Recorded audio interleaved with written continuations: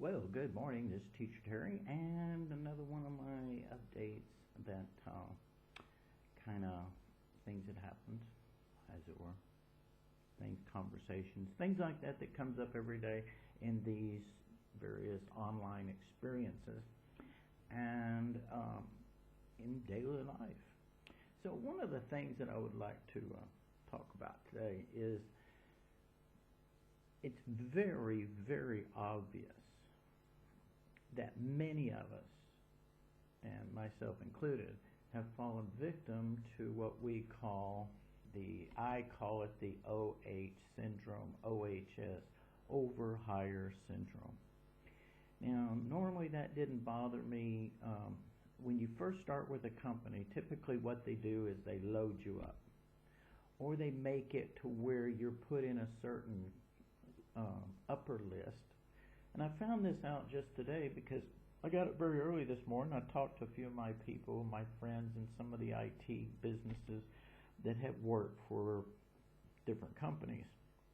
And one thing that I found out, whether it's true or not, is that when you are hired in new, no matter what your profile, no matter what their criteria is, do you do a promotional video or do they book you, whatever the case, they automatically put you at the top of the list. They start you off there. Now, this is why many, many people, they get an online job and right away they're fully booked, and all the people who've been there for a while start saying, hey, wow, what's going on? I'm losing bookings. Why are they getting new bookings? It's because what they're doing is called a rollout. In other words, they want to keep a fresh faces, because if you're in the popularity contest, once the parents have chosen you and they've gotten comfortable with you, typically they're going to stay with you. As long as there's no major complaints or anything, they're going to stay with you, and you kind of stay booked, okay? Now, each company's a little different, but what I'm talking about is your initial hire. Now, there may be some variables once you're in there, because quickly there is some companies that as long as your name was the one that was hit the most, when you lose a class, they bump you right back to the top to fill that spot and then drop you back down. There's algorithms that do that. But on your initial hire, just like I did when I went with, say, ABC, I was fully booked right away. So was everybody else that went to work with it, at the same time. And I did, all my friends that had, same thing happened.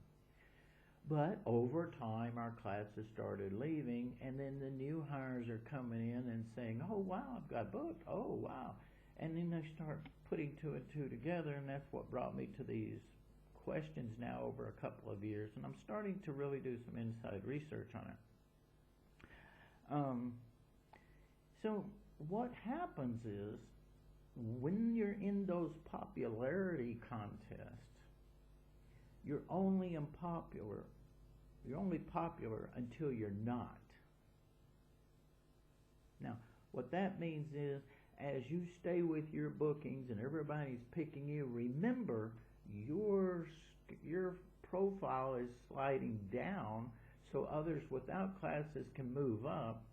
And so when you start losing these students, if you're not getting that initial bam, bam, bam, bam, bam anymore, because they're starting to hit these new ones coming in. In other words, if you're here, the new ones coming in goes on top, and then they go on top, and then they go on top. So your window, as it were, your window of opportunity is really very, very short. This is why many teachers say, I've been on here for 3 months and I've only gotten one booking. It's because they hired in at a time when people flooded in with them and everybody got stuck at the top. Everybody. And it pushes you down. So when you've been with these students for 4 or 5 years or whatever, or months, however the case may be, sooner or later it's inevitable they're going to move on. When they do, companies use these little rating systems as a scam, more or less. the reason I use that term, many of your negative ratings are given by that student. That student has reached over there and hit the button, not the parent. Some kids are just mean, they're just vicious. Some are quite nice and quite generous. Some parents the same way. Maybe they've got a bad day and they come in, I don't like that teacher, or they've been listening to the news, the Americans are the evil thing of the world, and they hit negative, negative, negative. Okay, you get a bad rating.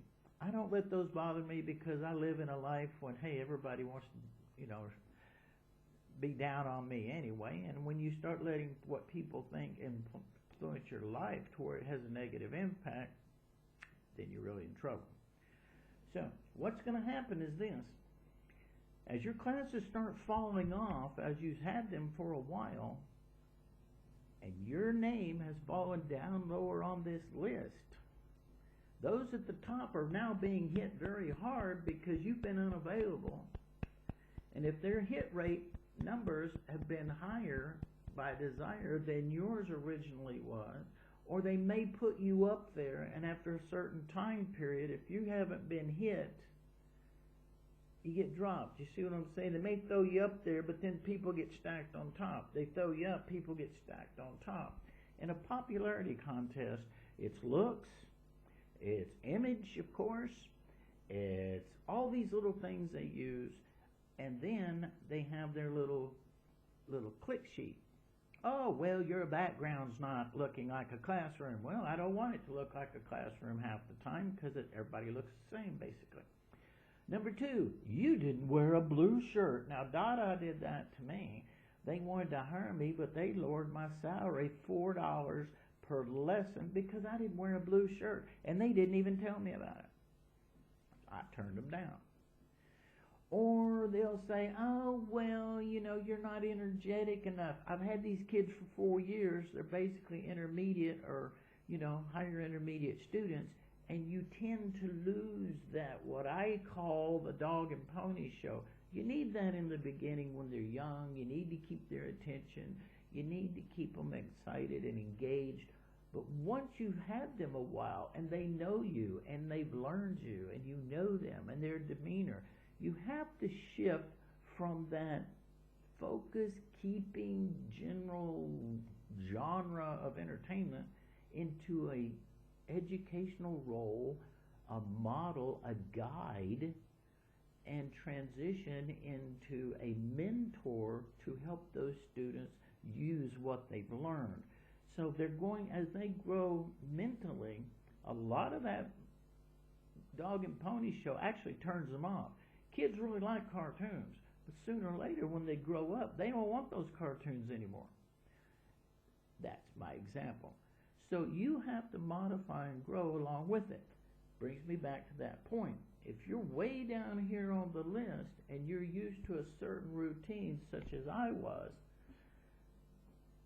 you find that suddenly you start hitting a block in a way, some can, where you're not getting those bookings, or maybe you're not getting what you think you did because you've hit that routine where you've gotten comfortable with your kids and those kids have now left.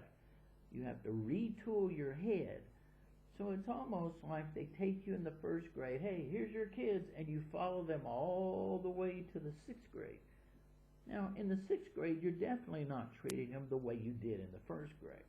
But now they've moved into junior high, the 7th grade, and you go back down to the 1st grade, you have to totally change your whole mindset because of their evolution of growth, the stage that they're living in. Society's changed, home lives have changed over the 6 years, situation, the economy. It's a major change.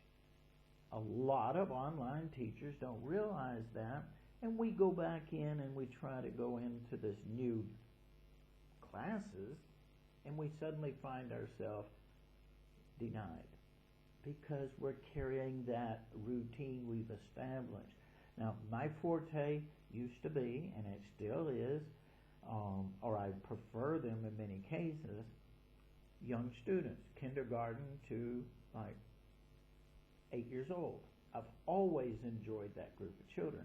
However, over a period of time, I got to know a lot of these children. They became quite conversationally fluent, and it changed.